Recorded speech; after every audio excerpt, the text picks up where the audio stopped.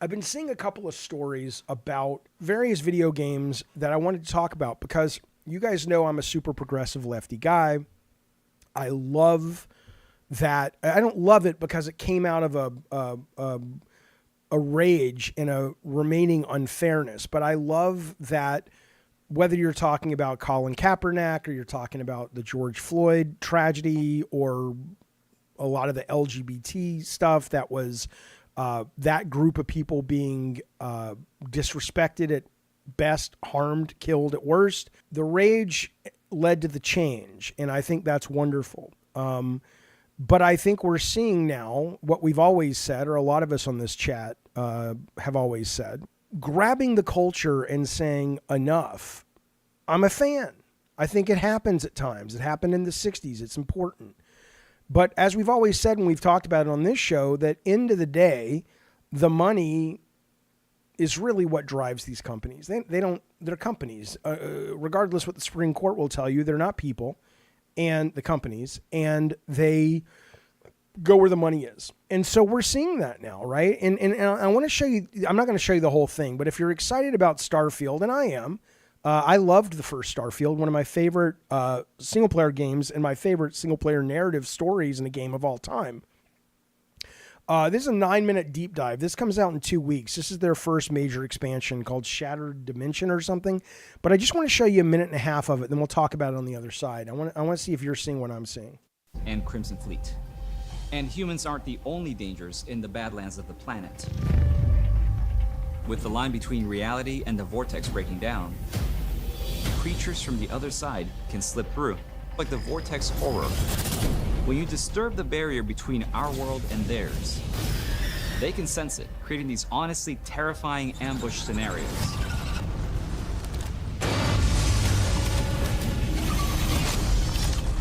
In the base game, there's a lot of focus around ranged gun combat. You can engage in a firefight from way in the distance. In Shattered Space, we're closing that distance. Space is scary. Part of getting that across is amping up the aggression and the chaos of combat.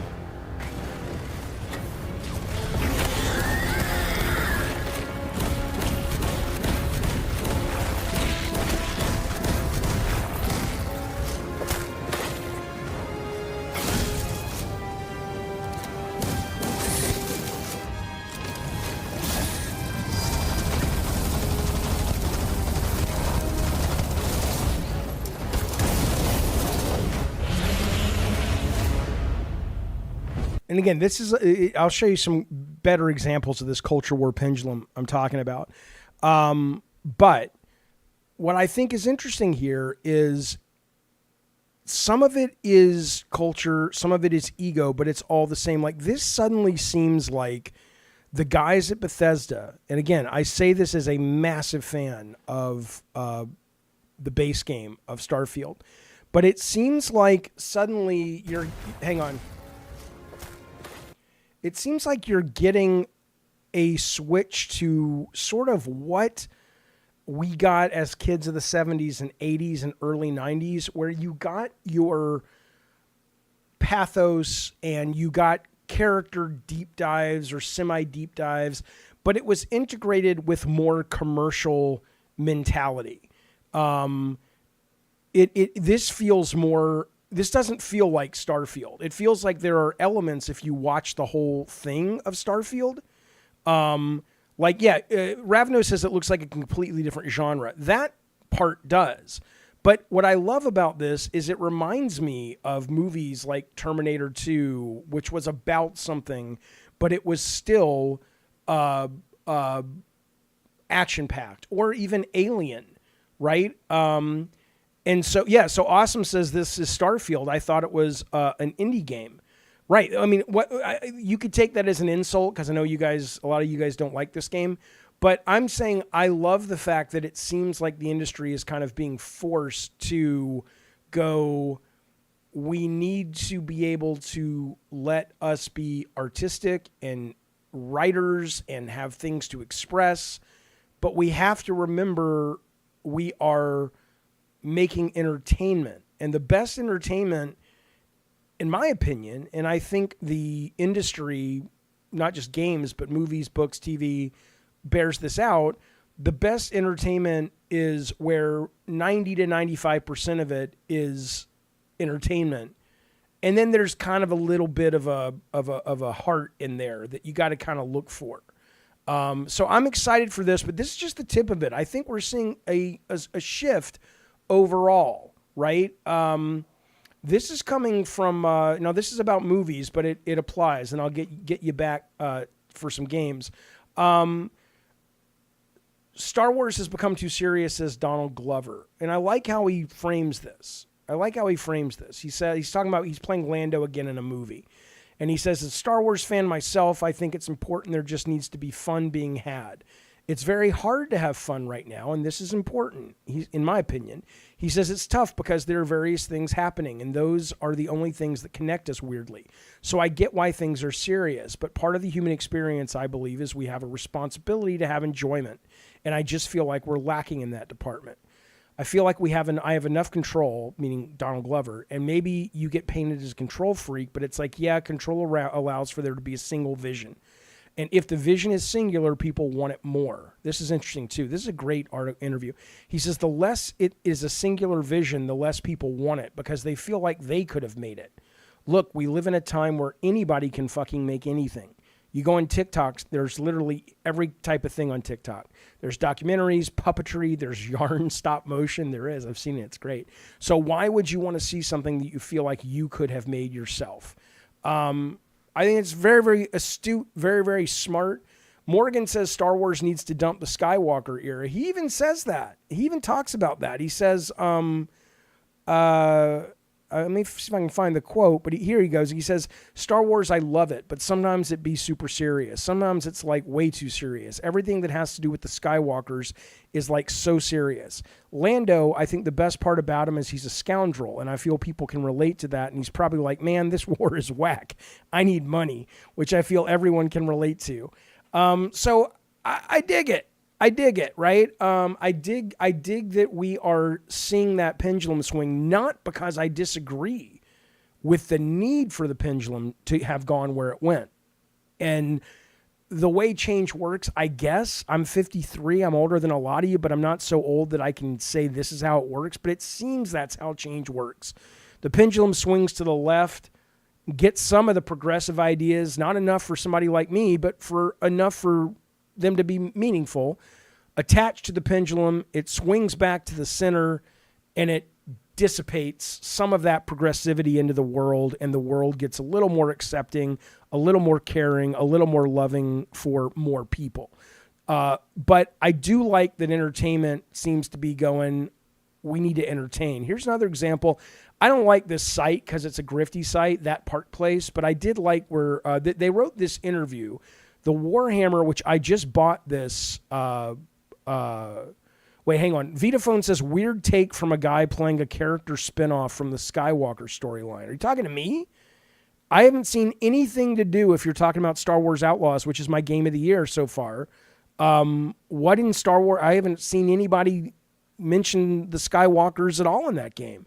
Not that it would bother me, but I don't see anything in that game. Now, again, I haven't finished it. Maybe it turns out she's Princess Leia's long-lost half-sister. I don't fucking know. Oh, you're talking about Lando. Okay, gotcha. Okay. But this is the war. I just bought Warhammer right before the show. So I haven't played it yet, but I'm excited.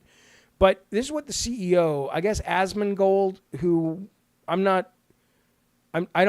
never watched, I've watched maybe 8 minutes of everything collectively of his, not because I don't like him, I don't watch a lot of video game streamers. And I'm not shaming anybody, certainly look at me. I'm just saying that there's something about that guy that kind of looks like his face is a skeleton. Do you know what I mean? It's weird, man. It's like you can almost, it doesn't matter. It's not the point of the story. The point is this. He makes a video about it, and the CEO of Saber Interactive that published this game wrote to him. And he said some things that, again, tie into what we're talking about the pendulum. He says, I can't comprehend many of the current games we play these days. They're too complex and too much of an investment. He's talking about how they wanted to just kind of make more of a throwback old school game with Space Marine 2. And he says, I hope games like Space Marine and Wukong are the start of a revision or a reversion to a time when games were simply about fun and immersion. Space Marine 2, perhaps, and I love Wukong. Wukong is delightful. It's excellent.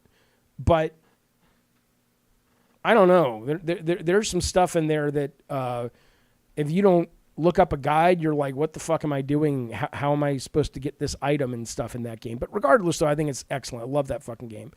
But this is the part I'm really leaning on. He says, I spent some time as COO at Embracer Studios, and I saw games that made me want to cry with their overblown attempts at messaging or imposing morals on gamers. We just want to do some glory kills and get the heart rate up a little. For me, that's what games should be about. Well, I don't agree with that. I don't agree with that. I think what I do agree with is the more money you spend, the more you have an obligation to make that money back. You always have that obligation, but the harder it is to make the money back and the less you can put your heart on your sleeve as it relates to messaging. But movies do it. Shows do it. Morgan in the chat says games should be whatever the artists want it to be. Yeah, but someone has to fund the artist, right, Morgan? So if you were going to fund a game and you said, look, I have $150,000 for a 2-man indie band to put a game out that they believe in that I think sounds cool, and you need your money back, and you've agreed to sort of what they want to make, cool. But if halfway through one of those people start getting really into the KKK mentality of the old South and wanting to put that into the game, you'd be like, wait a minute. I know you're the artist, but I'm paying for it, and I'm going to lose money if you do that. So I think your view on it, games should be whatever the artist wants it to be, is a little, it's not naive because you're not a naive person, but I think it's more wishful. Because sure, in the perfect world, artists would get all the money to do their work and people would just leave them alone. But it's never been that way. Even before video games, going back to fucking, artists back in the old school days. Let me ask you guys in the chat. I mean, do you agree? Because you guys know I'm progressive. I know some of you guys and gals are progressive, but most of you guys tend to be more centrist that I talk to in this chat. Do you agree maybe, and I got to be clear on this because a lot of people are like, yep, see, told you, go woke, go broke. Here's maybe part of the problem has been, is that there is a difference between, and I think most people, I'm looking for your thoughts on this. I think most people, when they say they push back on this because it was preachy and it was obnoxious, most people were being honest. But the problem is you had a lot of people stirring the shit pot that clearly were just racist, or clearly were just homophobic, or clearly were Islamophobe or anti-Semitic. And they used this as a way to sort of build up a fan base and a financial earning mechanic, where a lot of people, and it's like, well, they certainly felt at home there because at least on that message, they were agreeing. But I don't think those people were racist that were just going, yes, the quartering, I agree with you. Some of them were. But in this case, I think the real tricky thing is how do we make sure that the kindness and the demand for equity and fairness that I think most people believe in doesn't get lost in the fact that you're going to have a lot of people responding to this stuff going, see, go woke, go broke. Don't put anything in there. Don't acknowledge anything other than white, straight men and women or damsels in distress. And I don't think that's going to happen, but I think the grifters are going to champion these stories as that is what is happening. And I don't think that's the case, but I could be wrong. I'm curious what you think.